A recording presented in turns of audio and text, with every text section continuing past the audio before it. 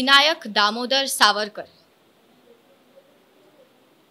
कार्यालयात येतो तो गजाच्या खिडकीपाशी माझ्या पत्नीस घेऊन आलेला माझा वडील मेहुणा उभा असलेला मला दिसला.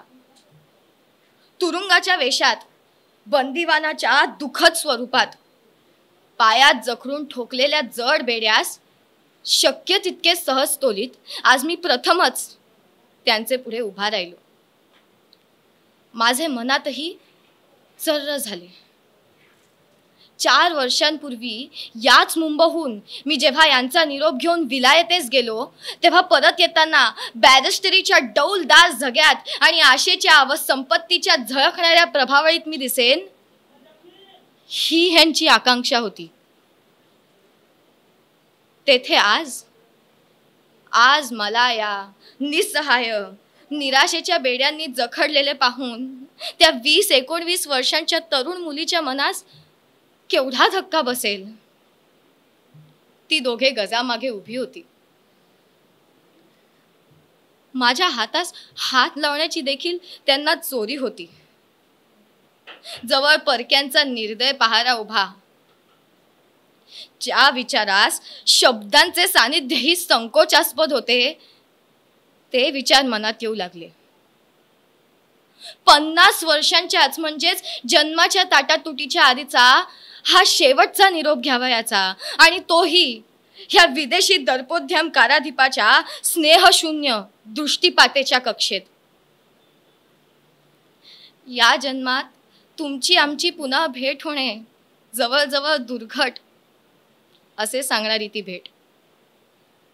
आकाश वळवांनी भरून यावे तसे हे विचार एका क्षणात दाटून हृदयात भरून आले.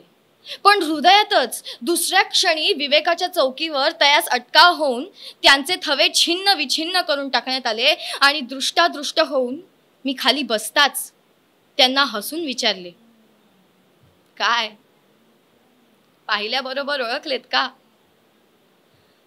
हे फक्त कपडे बदलले आहेत. मी तोच आहे.